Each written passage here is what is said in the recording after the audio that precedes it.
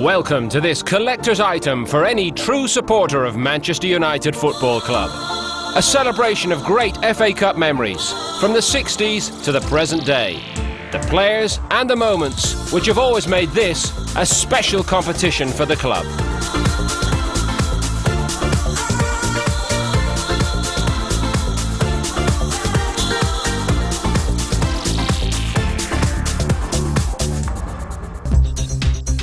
Still referred to on the Stretford end as the King. There have been few more popular players at Old Trafford than Denis Law, part of the legend of Best, Law and Charlton. Denis started his career at Huddersfield Town playing for Bill Shankly, and it was on Shankly's recommendation that Matt Busby signed Law from Torino in 1962 for a then record fee of £115,000. The dividends were instant. After a lean spell, United won the FA Cup in 1963, with Law on the score sheet. This proved the springboard to spectacular success enjoyed through the late 1960s, culminating in the 1968 European Cup win at Wembley. Sadly for Denis, injuries saw him miss what would have been his finest hour. And even though Law moved on to Manchester City late in his career, he's still regarded as the king of United's goal scorers. Once described by Pelé as the best player in the world, Belfast boy George Best crossed the Irish Sea for Manchester as a 15-year-old in 1961. By 1965, he'd won the league championship, and star status was confirmed after a mesmeric display in Lisbon against Benfica, earning him the nickname El Beetle. He became the biggest superstar English football had ever seen and brought the swinging 60s onto the football field. His greatest year remains 1968, when he was a goal scorer in the European Cup final and he was named European Footballer of the Year.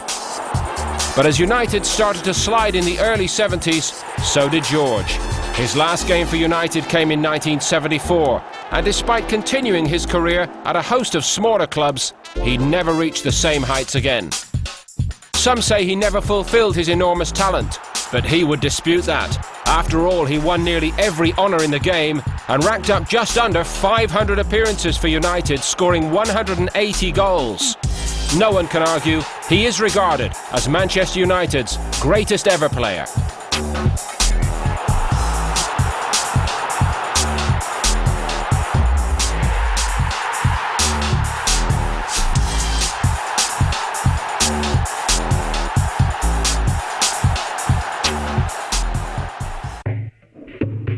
By the time Tommy Docherty brought Lou Macari down from Celtic in 1972, the pint-sized Scot had already enjoyed considerable success at Celtic Park. The jack-in-the-box striker epitomised the new breed of young, exciting United player. His all-round enthusiasm and energy proved hypnotic to the Red Army on the terraces, and he soon became a firm favourite. A vital component in the promotion side and in the cup runs of the late 70s, and his inadvertent role in the winning goal in 1977 has gone down in Wembley folklore.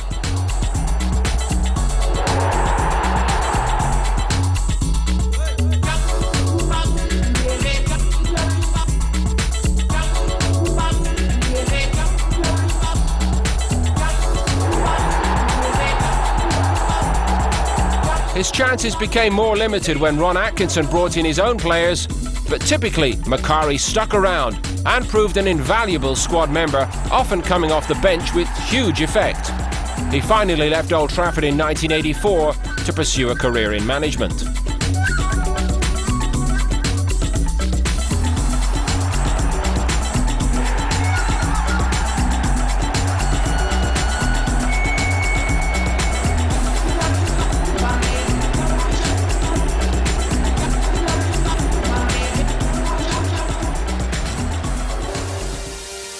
Martin Beckham joined Manchester United from Aberdeen at the worst possible time. By February of 1972, United were in free fall. Relegated in 74, manager Tommy Docherty needed tough and driven competitors to hold them out of Division 2. In Scotsman Beckham, he had the perfect personality. A solid, unspectacular defender, he had outstanding leadership qualities, and his uncompromising style complemented Docherty's exciting new young team. He led United to the Division 2 Championship, and his finest hour came in 1977 when lifting the FA Cup when United beat Liverpool 2-1.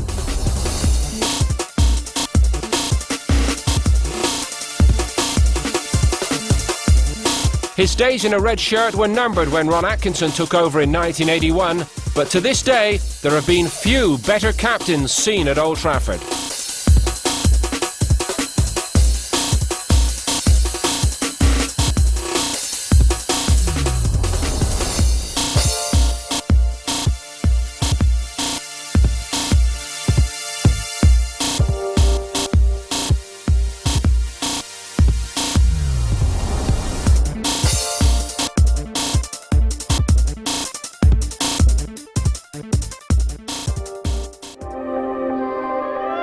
Belfast-born Sammy McIlroy made a scoring debut in the Manchester Derby in 1971, the last of the Busby Babes, who became an ever-present throughout the 1970s.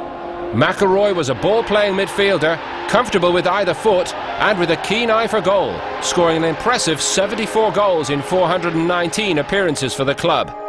He was the key player in the promotion push in 1975, as he was in 3 cup final appearances in 76, 77 and 79.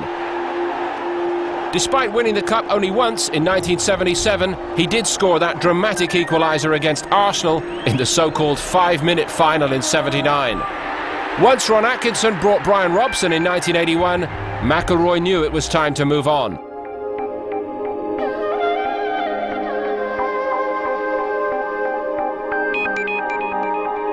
After a successful spell as manager of Macclesfield Town, McIlroy was appointed manager of Northern Ireland in the year 2000.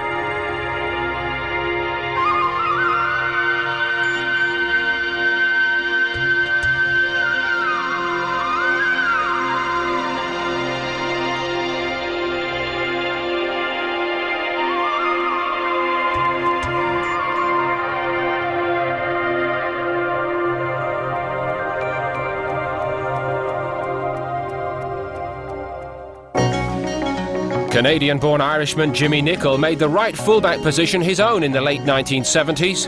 Nicholl won an FA Cup winners' medal in 1977 and was also on the losing side in 79. A dependable, if unspectacular defender, perfect for the cautious approach of his manager Dave Sexton. However, once Sexton departed in 1981, so did many of his players. Nicholl didn't suit the more cavalier approach of the new manager and moved back to the country where he was born, to play for the Toronto Blizzards. Perhaps one of the least celebrated of United players in this era, he still managed nearly 250 appearances for the club.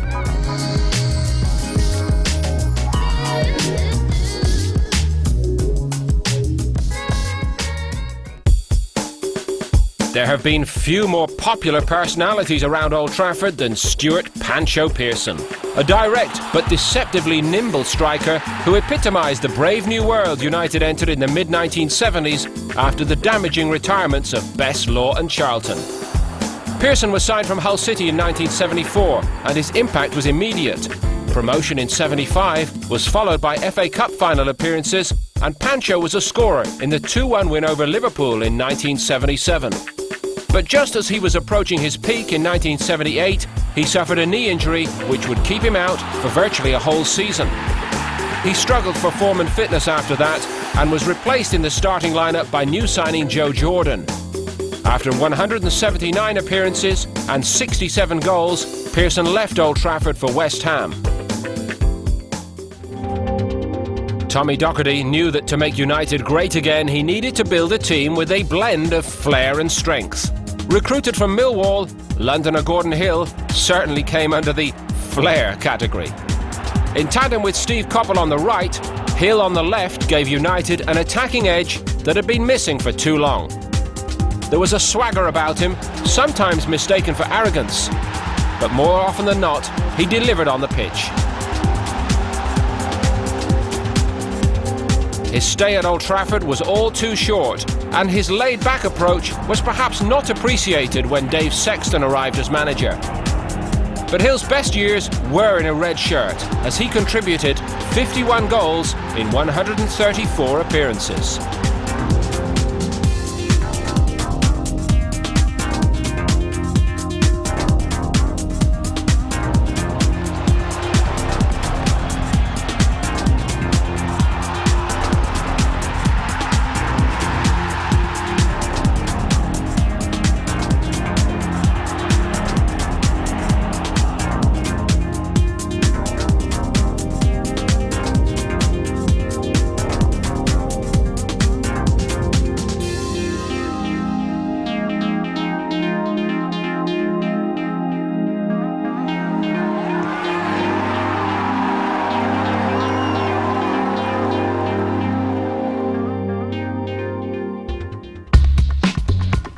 For Manchester United and England, Steve Coppell was one of the first names on the team sheet. A reliable right-sided midfielder or winger and a master at getting in crosses from all angles.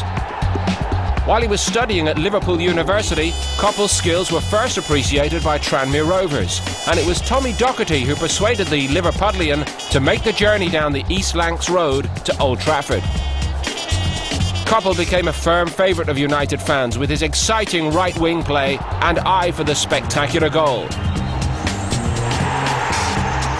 He still owns the record for most consecutive games for United, 206 appearances between 1977 and 1981. And it's therefore ironic that injury brought his career to a cruelly premature end in 1984 at the age of just 28.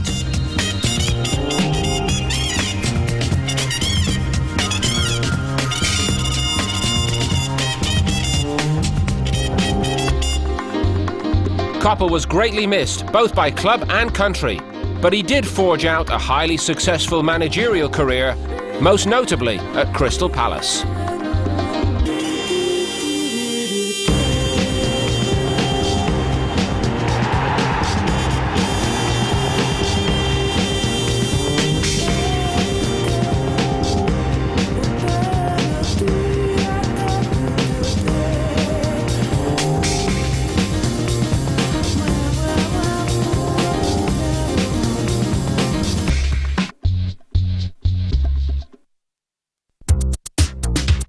Young Scotsman Arthur Albiston was thrown into the deep end as a 19-year-old to replace the injured Stuart Houston in the 1977 FA Cup final, and he was rarely out of the starting lineup for the next 10 years. Albiston was a much underrated left-back. An eye for getting forward, delivering his pinpoint crosses was just one of his strengths. He appeared in 4 FA Cup finals in all, winning 3 times, the last in 1985 against Everton. When Alex Ferguson arrived in 1986, Albiston's days were numbered. Age was not on his side, and in 1988 he moved on to West Bromwich Albion. But he made a total of 485 appearances for United and was one of the most underrated performers at left-back in the club's history.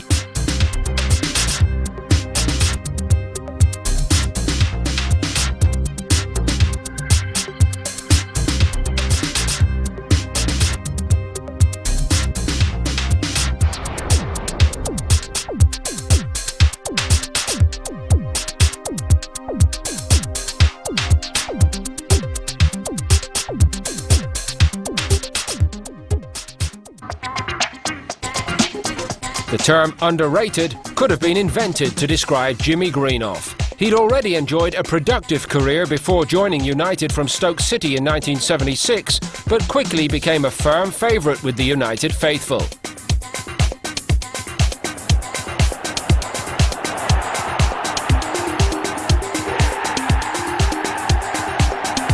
As a striker, he was never the most prolific, but he was a player's player, and seemingly in keeping with the tradition of many subsequent United forwards, more of a scorer of important goals in big games. He'll best be remembered for his winning effort against Liverpool in the 1977 Cup final.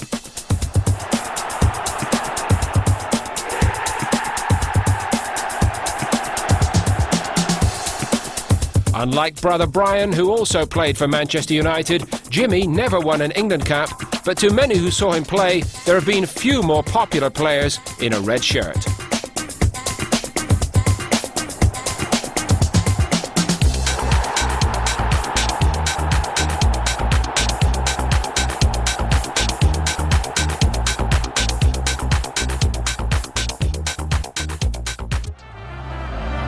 When Gary Bailey put on the goalkeeper's green jersey for the first time in 1978, he was replacing a legend in Alex Stepney between the posts. And it's testimony to how well Bailey did that he was the undisputed #1 at Old Trafford until injury saw him quit in 1987. He was brought up in South Africa, the son of the former Ipswich goalkeeper Roy Bailey. Gary soon became one of the brightest young keepers in the English game. Were it not for Peter Shilton and Ray Clements, he would undoubtedly have made more than 2 appearances for England. he put the heartbreak of the 1979 FA Cup final behind him to lift the famous trophy twice, and is possibly best remembered for a last gasp save against Gordon Smith of Brighton in the 1983 final. Ironically, it was a training ground injury whilst with England which ultimately saw him retire prematurely at the age of just 29.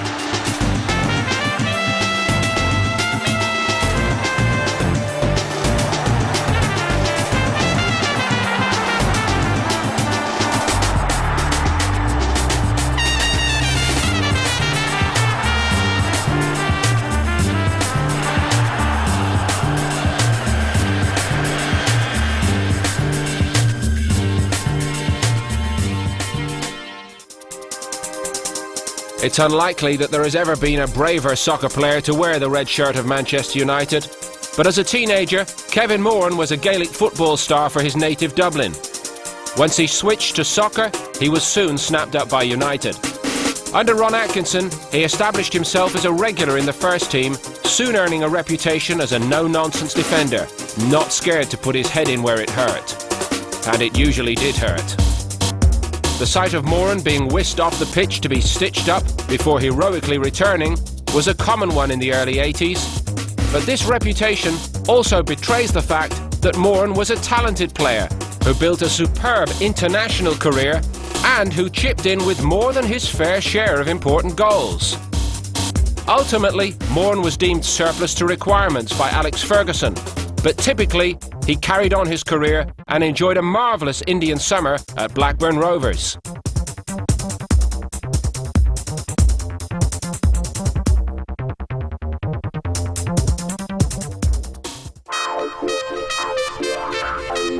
When Scottish international Gordon McQueen signed for Manchester United in 1978, he'd already won a League Championship medal for Leeds in '74.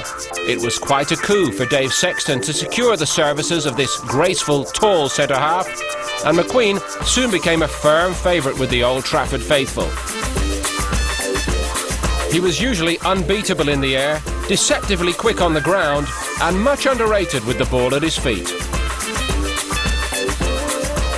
McQueen initially prospered under Ron Atkinson, winning the FA Cup in 1983, but a combination of injuries and the emergence of the young Paul McGrath saw his chances limited. And after 229 appearances for the club, he moved on in 1985.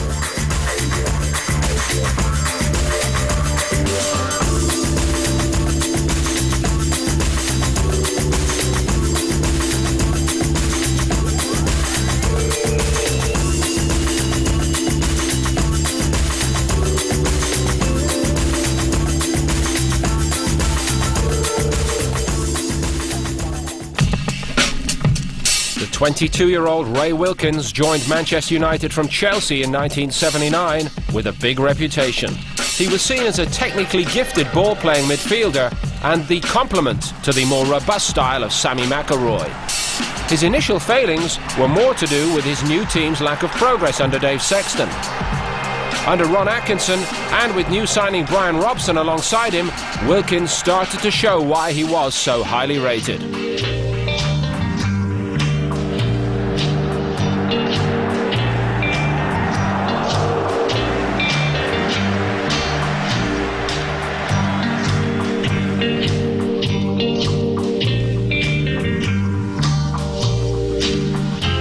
He wasn't known for his goal scoring, but Wilkins' goal in the 1983 FA Cup final is still one of the finest scored at Wembley. The next season would prove his last at Old Trafford. Atkinson was looking to rebuild the team around Robson. Wilkins was suddenly deemed surplus to requirements and was sold on in a high-profile transfer to Milan. Frank Stapleton was certainly no stranger to Manchester United fans when he journeyed north from Arsenal in 1981. He'd scored against them in the 1979 FA Cup final. But when Ron Atkinson took over the hot seat, he made it clear he wanted Stapleton to lead his forward line.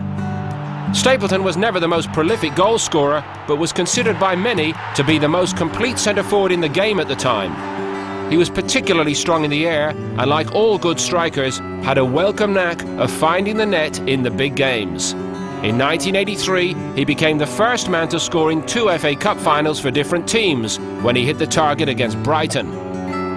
After winning another FA Cup medal in 1985, when he proved his versatility by playing in defence, after international teammate Kevin Moran was sent off, chances became more limited, and when Alex Ferguson replaced Ron Atkinson in 1986, Stapleton moved on to Ajax. He made a wonderful career for himself, for club and country, by making the most of his strengths.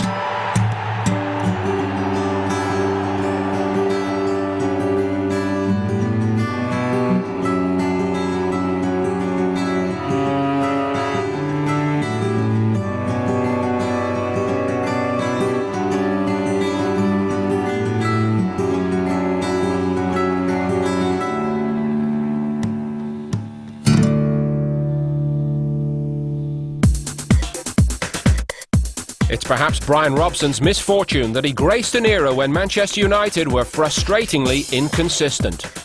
Lesser players have won more honours in a red shirt, but it was wholly fitting that before he left Old Trafford, he would get his hands on what had to him been the Holy Grail, the League Championship.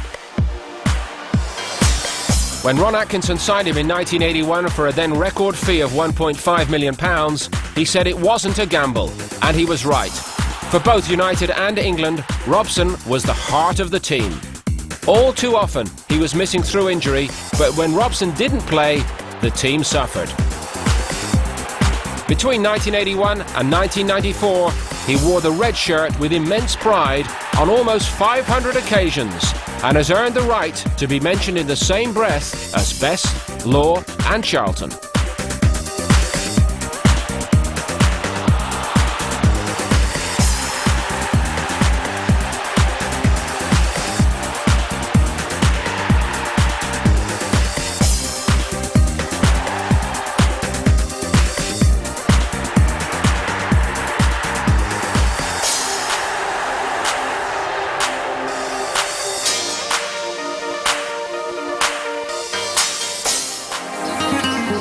Skillful, stylish and a wonderful passer of the ball, Dutchman Arnold Muren brought an extra dimension to Manchester United. By the time he'd signed for the Red Devils in 1982, he was already established as a star in the English game. He made over 200 league and cup appearances for Bobby Robson's Ipswich, helping them to UEFA Cup glory in 1981. At Old Trafford, though, he'd only win one other trophy, scoring one of the 4 goals to defeat Brighton in the FA Cup final replay in 1983. But United fans remember the breadth of his vision and his calmly measured, defence-splitting passes. He was truly something special. At a time when few foreign players plied their trade in England, the Dutch international Muren started a trend which would change the face of the English game forever.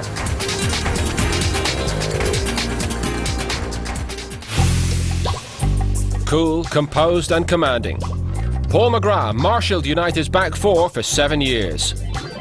A tough tackling hard man on the pitch, McGrath was a softly spoken Irishman off it. He arrived at Old Trafford in April 1982 and made 199 appearances for the club. It should have been many more. Recurrent knee trouble plagued his brilliant career. But despite the problems, McGrath would play a pivotal role during Ron Atkinson and then Alex Ferguson's time in the managerial hot seat. Off-field problems led to a parting of the ways in 1989 when he moved on to Aston Villa, but that gave him a new lease of life. He didn't look back and became PFA Player of the Year in 1993.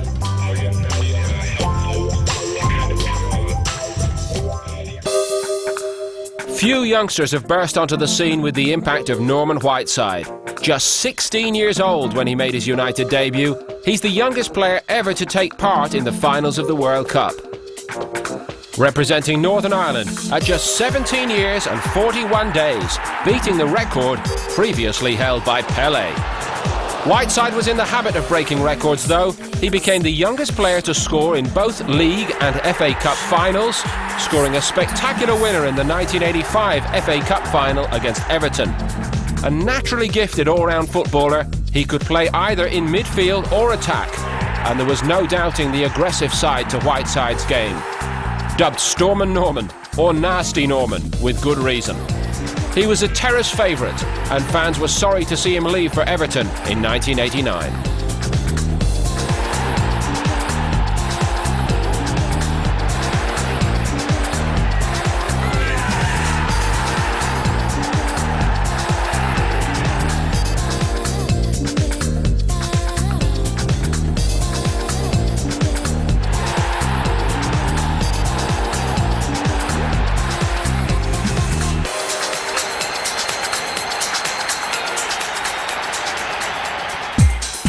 Strength, aggression, tenacity, finishing.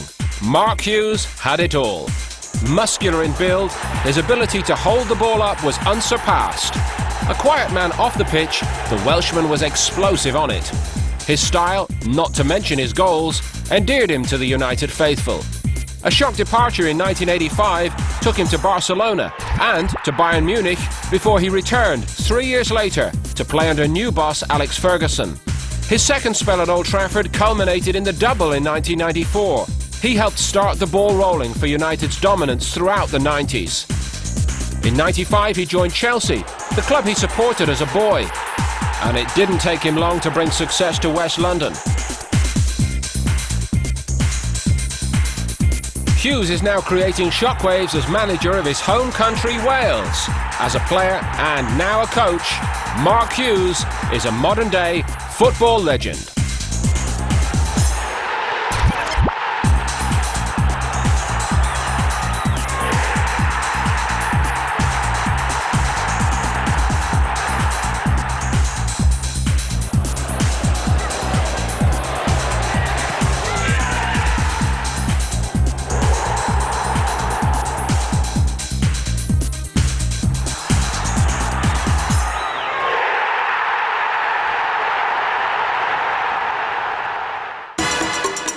If one player epitomised Alex Ferguson's approach to football, it had to be Gordon Strachan. A tenacious Scottish midfield player and a member of Ferguson's European trophy-winning Aberdeen side in the early 80s. He'd already spent 2 years at Old Trafford by the time his former mentor arrived in late 1986. Ever reliable, the red-headed, temperamental Scottish international was a constant menace to opposition and an inspiration to teammates. An FA Cup winner in 1985, Strachan never gave anything less than 100% effort. His ability to win possession and make good use of the ball won him a place in the hearts of the Old Trafford faithful. Ferguson never lost faith in him either, using him to maximum effect. Upon leaving United in 1989, he moved to Leeds. Widely reported to be living on a diet of bananas, he ironically inspired his new club to the very first Premier League title in 1992, narrowly edging out his former club. Strachan's humour and fair play endeared him to fans everywhere, and today he continues to give us plenty to talk about as manager of Premier League Southampton.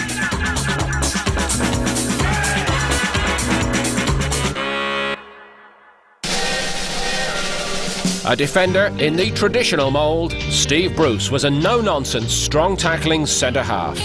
Snapped up for a bargain £825,000 from Norwich City in 1987, the Geordie would play for United 417 times.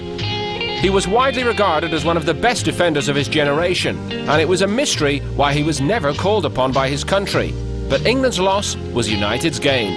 His partnership with Gary Pallister formed the backbone of Sir Alex Ferguson's historic championship-winning sides of 93, 94 and 96. A rock in defence, Bruce also proved himself a handful at the other end of the field.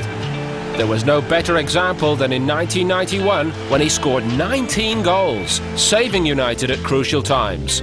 But it's as a defender that he'll always be remembered. Now the boss of Birmingham City, Steve Bruce is always assured a warm welcome at Old Trafford.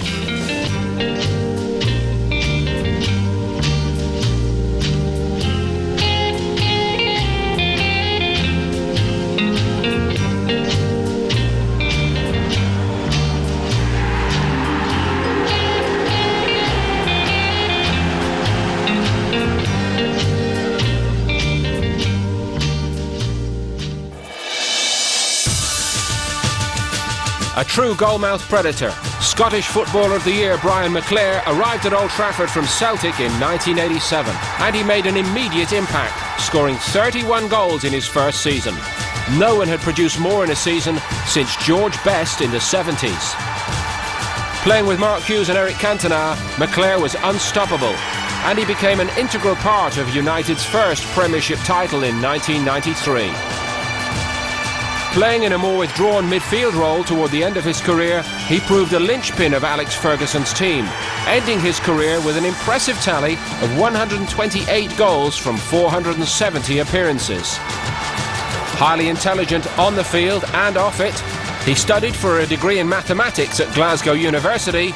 Macari has now made the move into coaching as part of Ferguson's management structure. And who knows, maybe he's been groomed for a top job. Needless to say, he'd be a popular choice at Old Trafford.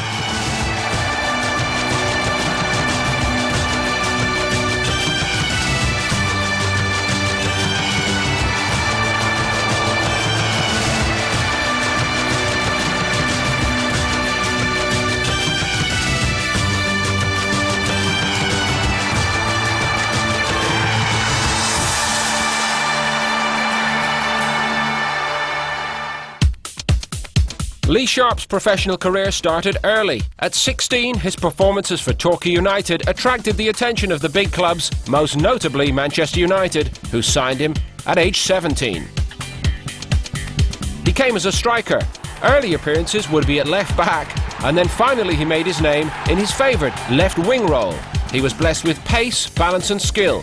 A hat-trick against Arsenal in 1990 made him a household name overnight. His scintillating speed and cool head in front of goal earned him an international call-up too, and he represented England 8 times. Sadly, Sharp was then struck down with meningitis. The illness would ruin his season. The emergence of Ryan Giggs gave him fewer opportunities to weave his magic, and he left for Leeds during the 1996-97 campaign. At Old Trafford, Sharp won 6 trophies. Sadly, he'd then moved from club to club, never quite managing to make the impact of his early years.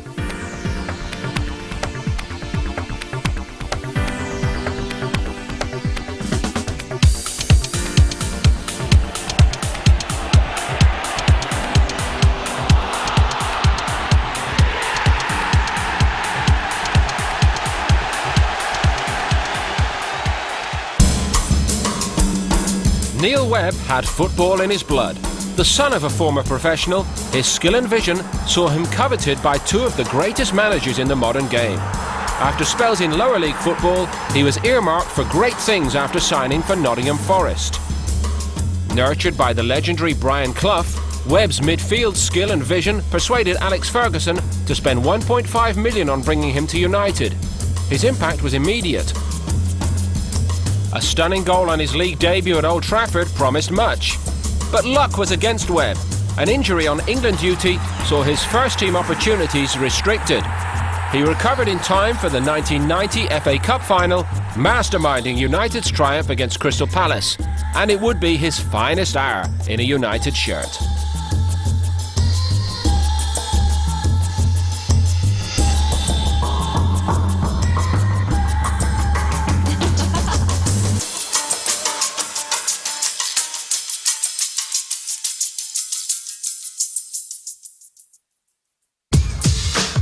He was the self-styled governor. Paul Ince's battling, heroic style of play made him a firm favourite with the fans of every club he played for.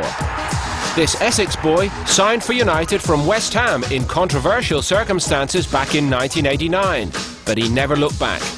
He took time to adjust to his new surroundings, but once he'd settled in, Ince became the backbone of the title-winning sides of 1993 and 94. His ability to link defence and attack, his surging runs forward and his tough tackling gave him the tag the new Bryan Robson. And his no-nonsense approach to the game earned him an England call-up too. A proud man who captained his country and played no fewer than 50 times with the 3 lions on his jersey. Inter Milan took note, and in 1995 he joined the Nerazzurri. At the time he was English football's sole representative in the Italian game. His career took him on to Liverpool, Middlesbrough and then Wolves. And even in his mid-30s, Ince still has football flowing through his veins.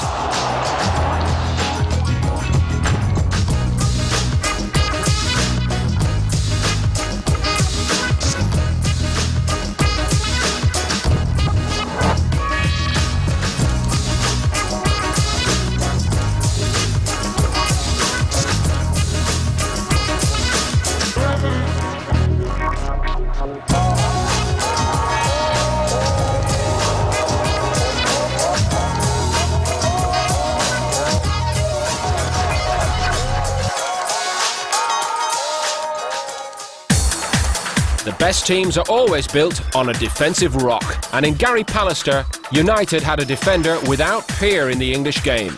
Strong, committed and ready for battle, he became a hero of Old Trafford. United spent a then record £2.3 million bringing him to Old Trafford from his hometown club Middlesbrough. It looked like an expensive gamble at the time, but it turned into a great piece of business. He was a fine reader of the game, brave in the tackle, with excellent aerial ability.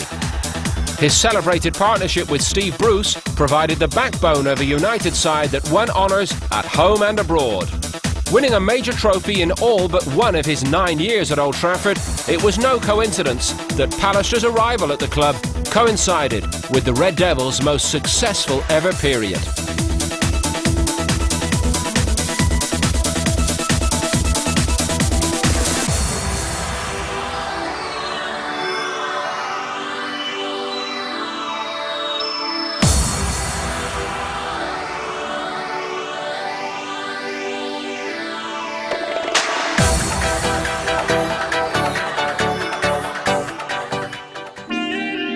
Few players in world football have a medal collection to rival that of Denis Irwin. Quiet, composed, but ever dependable, Irwin was signed by Alex Ferguson in the summer of 1990 from Oldham Athletic for £625,000. Over the next 12 years, he repaid that fee many times over.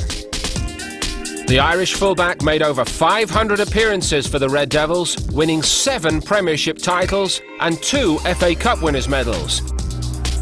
He played a full part in United's European Cup and Cup Winners' Cup triumphs. He played his 527th and final game for the Reds against Charlton in May 2002, but when he moved on to Wolverhampton Wanderers, Ferguson described him as the greatest signing of his life. Irwin was always content to stay out of the limelight, but is rightly remembered by all followers of United as one of Old Trafford's all-time greats.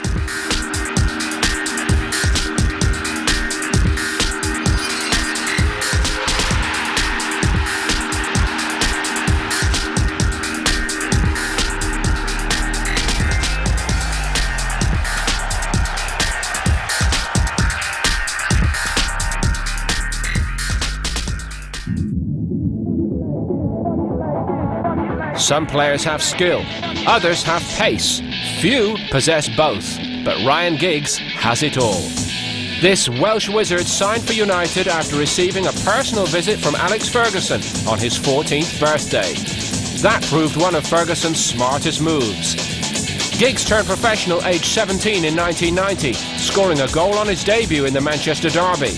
Since then, he's figured in one of the greatest eras in United's long and glorious history. He played for England as a schoolboy, but Giggs chose to represent the land of his birth, Wales, at full international level. He's yet to appear in a World or European Championship final, but Giggs has been instrumental in all the domestic and European glory achieved by United in the past decade. Few defenders over the years have managed to contain him. During the treble-winning campaign of 1999, he scored one of the greatest goals in FA Cup history against Arsenal. A goal to set United on the road to Wembley in what would ultimately turn out to be both United and Giggs's greatest ever season.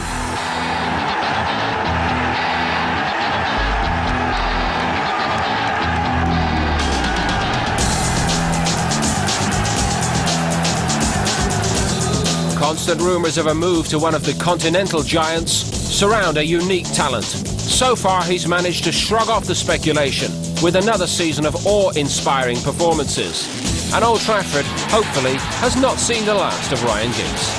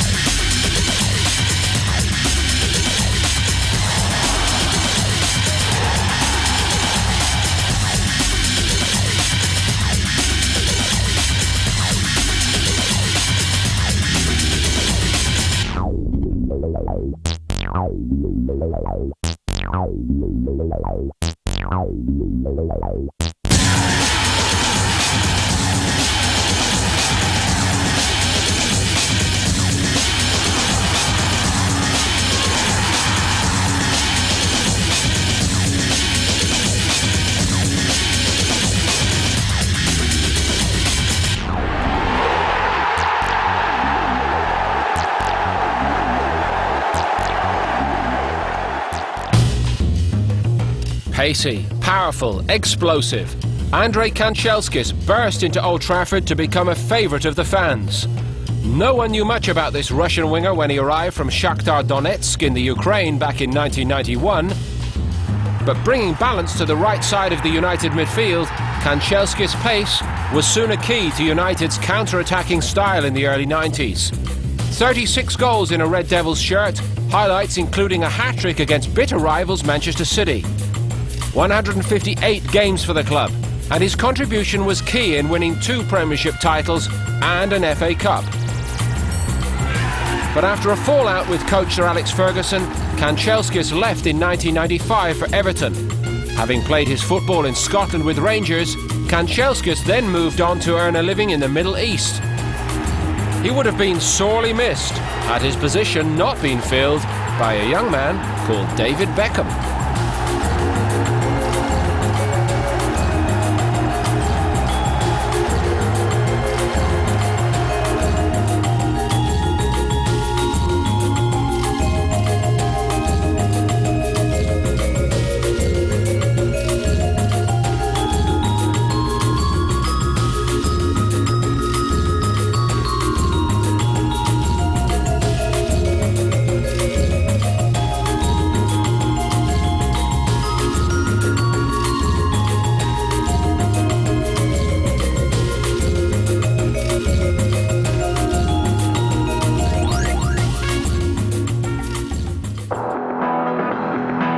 Now for a goalkeeping legend. Few players have made such an impact at United. 6'4" and with a ferocious will to win, it was no coincidence that when Peter Schmeichel arrived at the club, it was the start of United's greatest ever period of success. He was signed up from Danish club Brøndby in 1991 for a mere £550,000. And Schmeichel went on to win 5 league titles, 3 FA Cups and a League Cup, before saving the best till last. In his final game for the club, the Great Dane captained United to glory in the 1999 Champions League final. His domestic success was matched by international heroics. Winning 128 caps, Schmeichel inspired the unfancied Danes to an unimaginable triumph when they won the 1992 European Championships. One of the true greats of the game, Schmeichel continued his career in England, but no matter where he plays, at Old Trafford, Peter Schmeichel will always be number 1.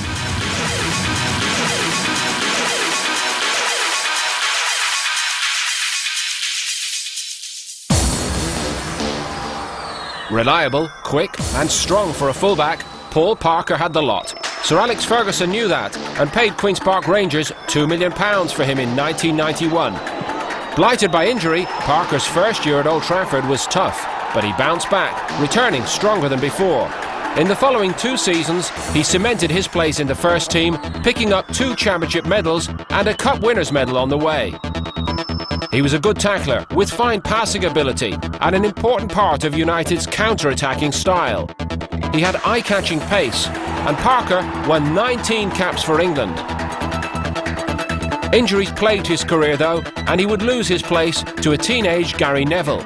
Leaving United in 1996, Parker continued to play for some of England's biggest clubs, but this pocket rocket will always be remembered with affection in the red half of Manchester.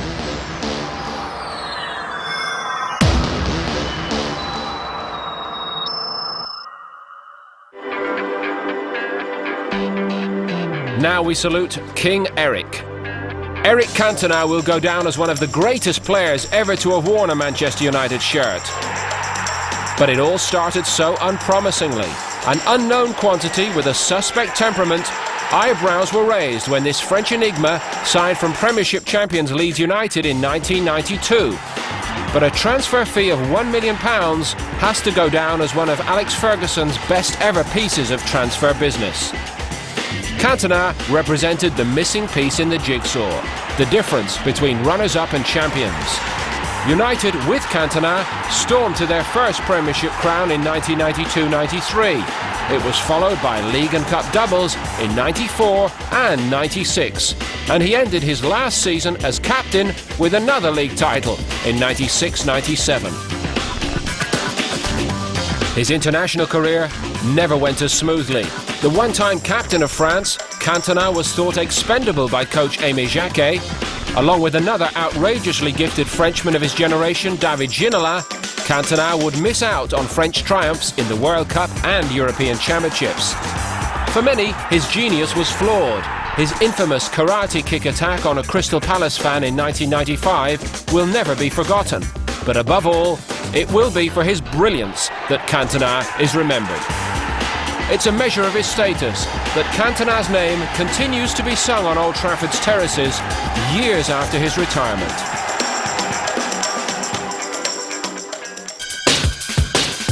One of the best ball winners in the business, Nicky Butt is Manchester United through and through. Signed as a trainee in 1991, his loyalty to the club is unwavering.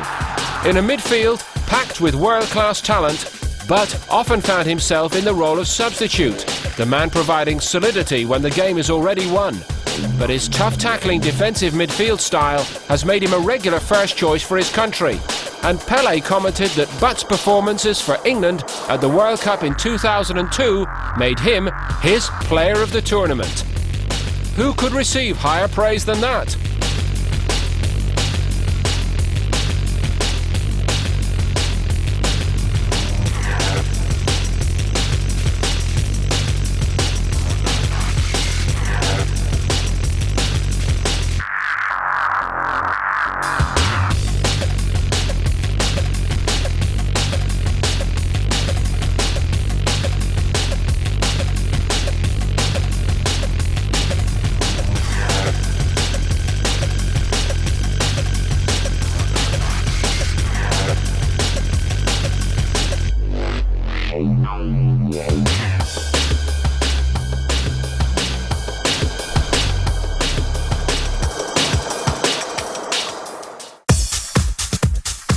Described as having one of the most acute football brains ever seen at Old Trafford, Paul Scholes has spent a decade at the club.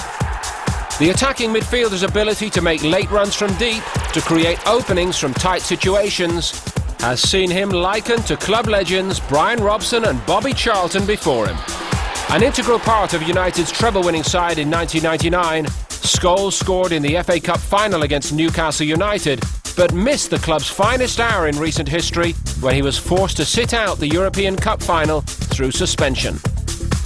He's also been a regular in the England starting lineup, and Scholes is a player with a talent given to few. Whenever he's on the pitch, both club and country have an added creative edge up front.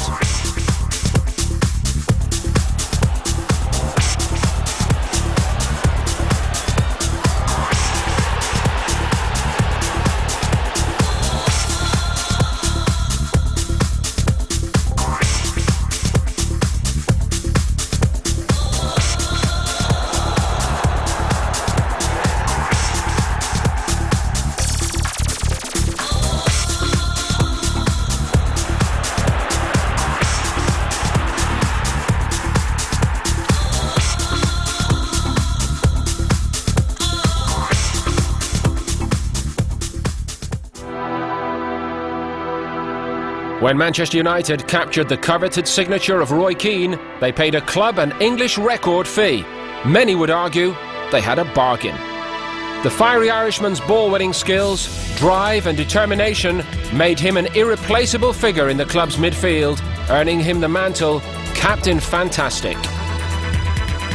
A commander on the pitch, Keane was the driving force at the heart of the treble-winning team of 1999. Although he too missed the European Cup final through suspension. A booking in the semi-final against Juventus denied him a place he undoubtedly deserved. Keane was never frightened to court controversy, but he had a genuine hunger for the game that was simply irreplaceable, and he was arguably the most influential player in the Premier League in a decade.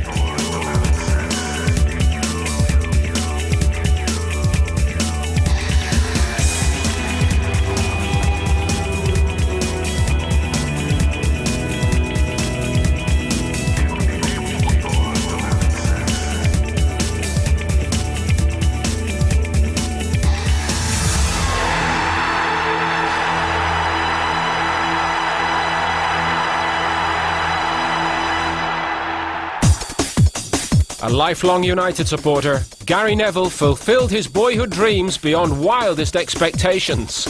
An accomplished right-back for club and country, Neville has played more Champions League matches than any other player, making him one of the most experienced defenders anywhere on the continent.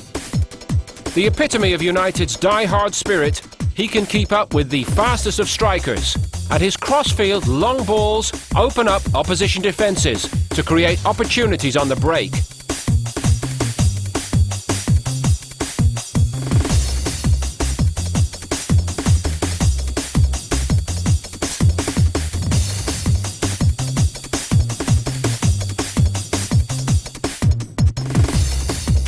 Neville is a fine ball winner, executing well-timed challenges at vital moments, and he has excellent positional awareness.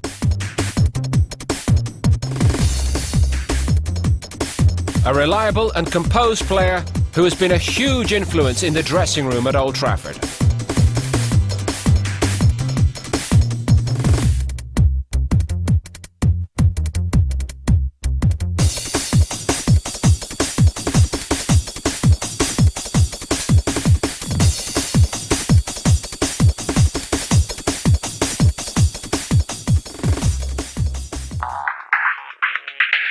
An icon of the modern age. David Beckham, one of the most famous footballers in the world. Playing wide on the right of midfield, he rose to prominence in the mid-90s as one of Fergie's so-called fledglings, and he's rarely been out of the headlines since. Rising above the wrath of the nation after he was sent off playing for England against Argentina in the 1998 World Cup, Beckham has matured into one of his country's finest young captains. He's blessed with exceptional powers of fitness and physical stamina, and he was a triumphant member of the 1999 treble-winning side. One of the world's most gifted players, possessing a ferocious shot, a set-piece specialist, and an inch-perfect passer, both long and short, an all-round master of his trade. But with a pop-star wife and an unrivaled flair for publicity, Beckham has the world at his footballing feet.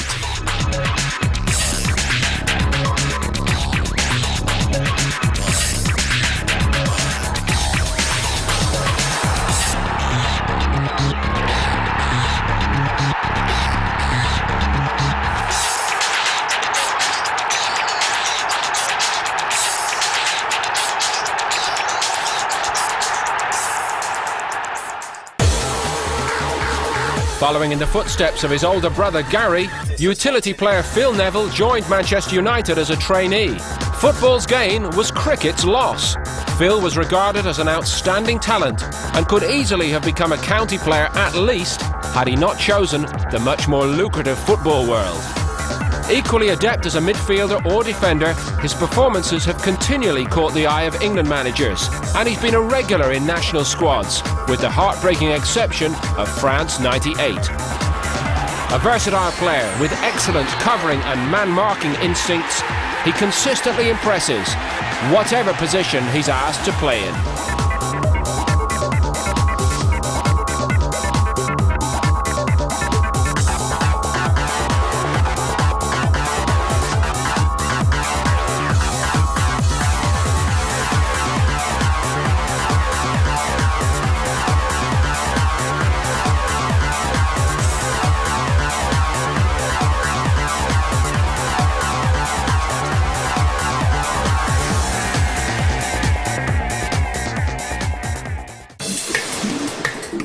A graduate of the National School of Excellence at Lilleshall, Andy Cole made his name at Newcastle United, helping them to promotion in his first full season there. The following year, 34 goals earned him the Golden Boot and the PFA Player of the Year award.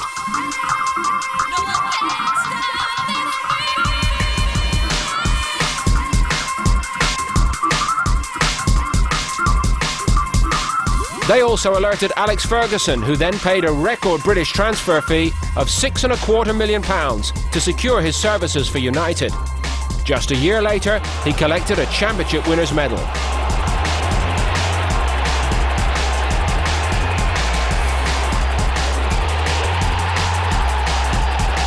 Cole had always been a prolific striker, but he developed a telepathic understanding with teammate Dwight York, as the pair netted 45 goals between them in the 1999-2000 campaign.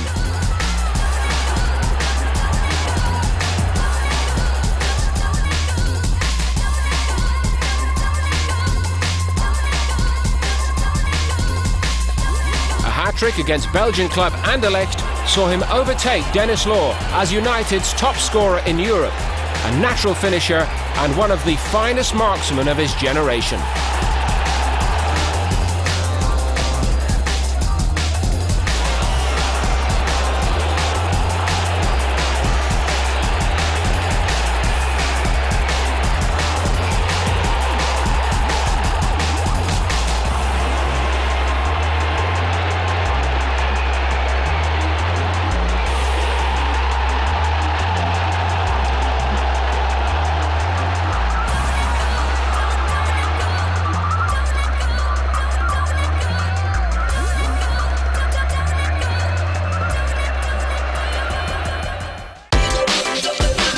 Dubbed the Norwegian Alan Shearer, Ole Gunnar Solskjaer joined United from Molde in 1996. Scoring on his debut, this baby-faced assassin soon became a permanent fixture in the starting lineup, ending his first season as top scorer with 19 goals.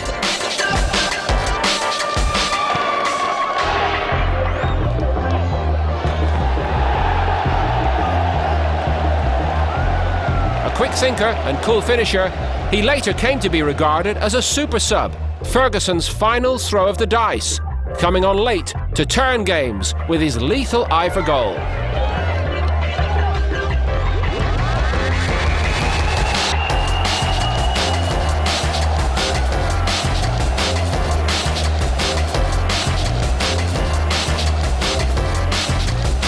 On an epic night for Manchester United, Solskjaer did that to perfection as he scored the winner soon after his introduction against Bayern Munich, securing the club's second European Cup and earning himself a place in Manchester United folklore.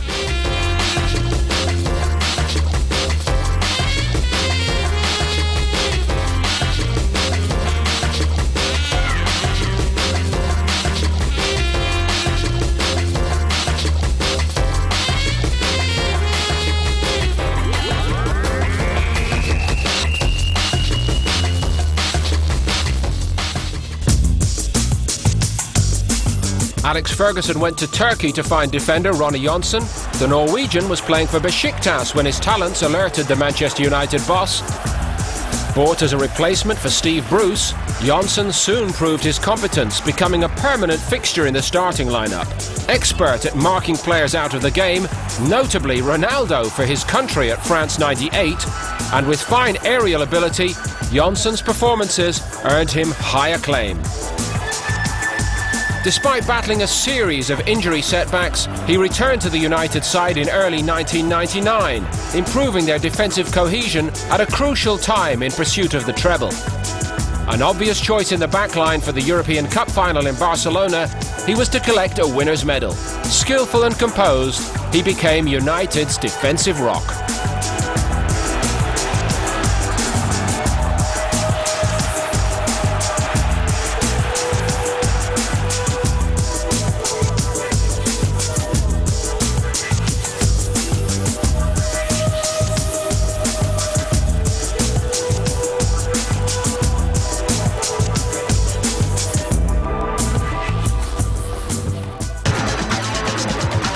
Arriving at Old Trafford as an accomplished international, Teddy Sheringham was quick to fit in.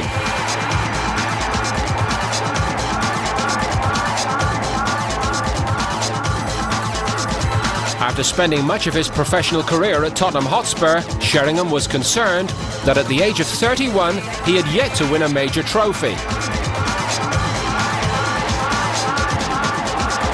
His spell at United certainly fulfilled that aim. As a member of the '99 treble-winning side, Sheringham was a late substitute in the European Cup final and is widely credited with changing the course of that match.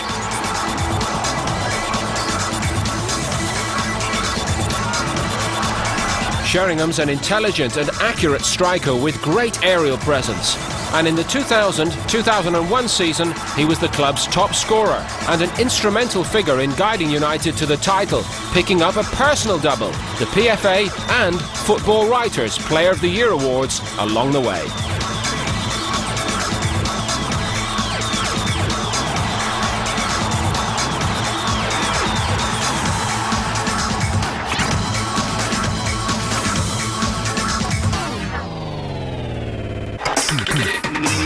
It was one-time England manager Graham Taylor who spotted the talent of Dwight Yorke on a pre-season tour of the West Indies, and the Trinidad and Tobago striker made a Premier League debut for Aston Villa in 1990 against Manchester United.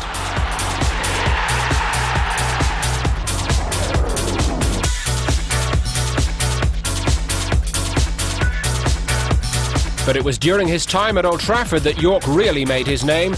United had paid a club record fee to sign this hot-footed striker, and he went on to develop an incredible understanding with partner Andy Cole, setting the English league alight. With an immaculate touch and an abundance of natural ability, his tricks dazzled opposition defences.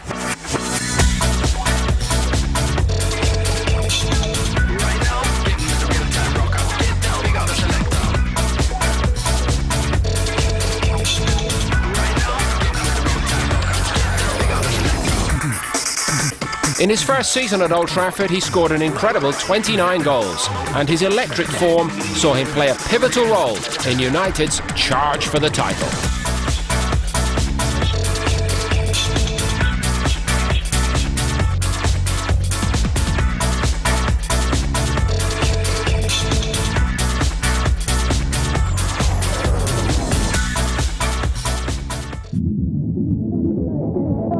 When he became the world's most expensive defender, for Jaap Stam, it was a dream move to Old Trafford. Manchester United was the club he idolised as a youngster growing up in Holland. It was at PSV Eindhoven that his career took off, and his talent soon saw him wearing the famous orange jersey of the national side.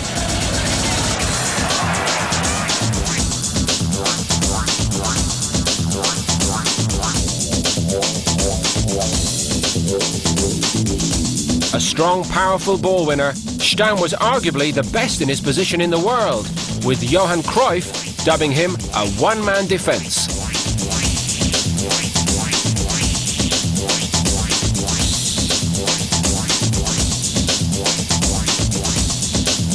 His reading of the game was second to none, and his immense physical stature meant he became an immovable object, marshalling the United backline.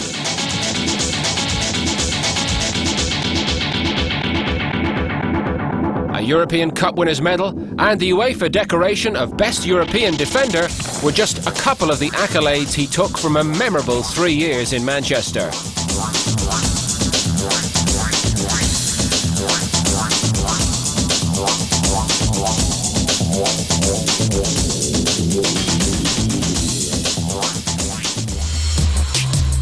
A Frenchman with a growing reputation, Michael Silvestre is a versatile defender.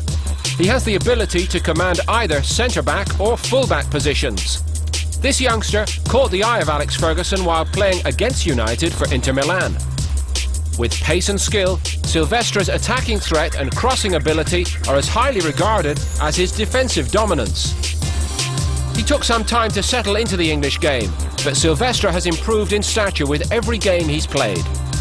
Now a regular in the French international side and a favourite on Fergie's team sheet, Silvestre could well become one of the greats of the next generation.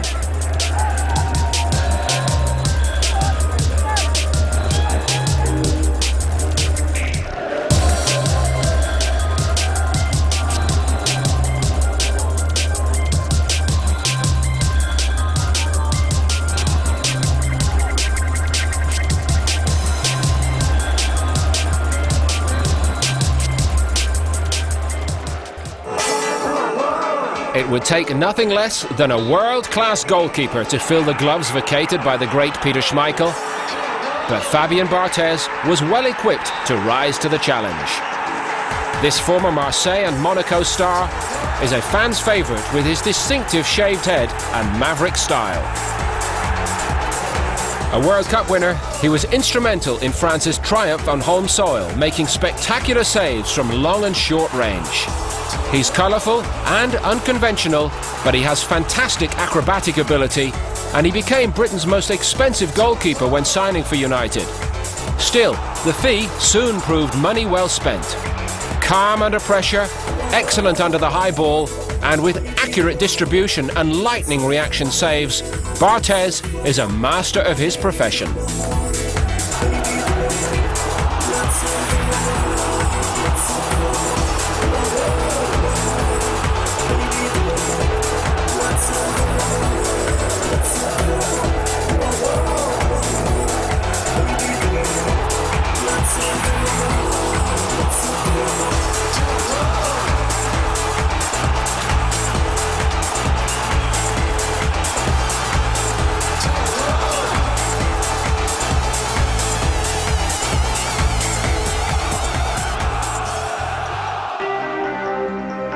Likened to the Dutch master Marco van Basten, Ruud van Nistelrooy is a powerful and imposing forward.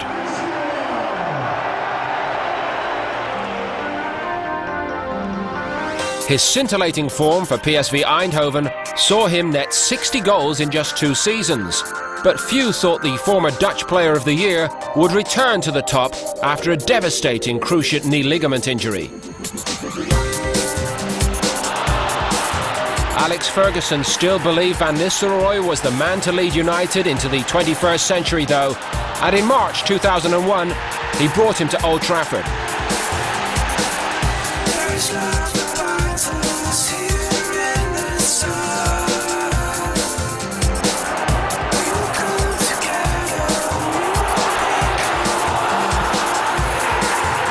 Van Nistelrooy turned down a late approach from Real Madrid to smash the British transfer record.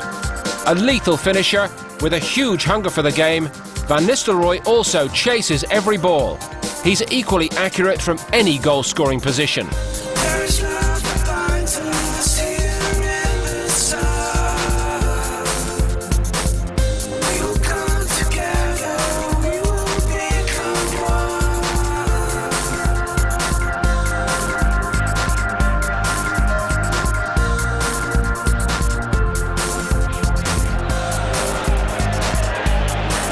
Cool under pressure and precise both in the air and on the ground, he makes the goal scorer's art look easy.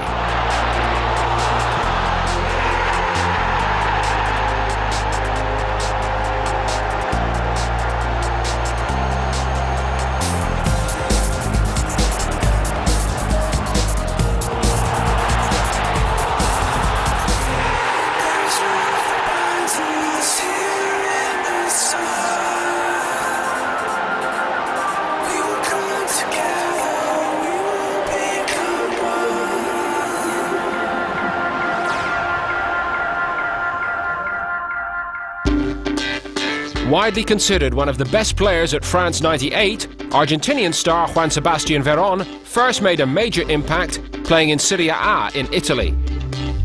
He became the first South American to play for United in the summer of 2001, this midfield maestro commanding a hefty price tag. He took a while to settle into the hurly-burly of the Premiership, but his quick feet and great ball control now seem to be worth their weight in gold. He always rises to the big occasion, and Veron has become a key figure in United's European campaigns, the creative force at the heart of the midfield. He has the vision to find the killer pass that can split defences open, a luxury addition to the Manchester United ranks. With a right foot as lethal as Beckham's, he's a master of the free kick or the long-range spectacular.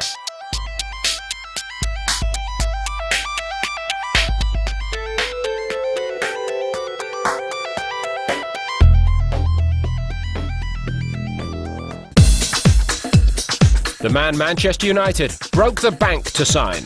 Rio Ferdinand, groomed at West Ham's academy. He burst onto the professional scene as a teenager, and it was clear that Ferdinand had something special. Leeds United broke their transfer record to capture the young defender's signature, but after an impressive World Cup in the Far East, it was his move to United that saw the British transfer record shattered again. With excellent technical ability and temperament, Ferdinand's finest quality is his desire to be the very best. At ease on the ball, he's a skilled strategist with an excellent ability to read developments. His height and strength mean he's outstanding in the air, and for a young man, he's arguably the most complete defender England has produced in years. It looks more and more likely that he'll go on to become one of his country's greats.